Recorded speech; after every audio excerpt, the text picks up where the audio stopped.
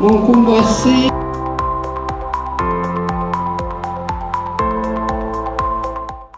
Kay tambuli lang kat ng kolon na biso Yesu Kristo po di bongo.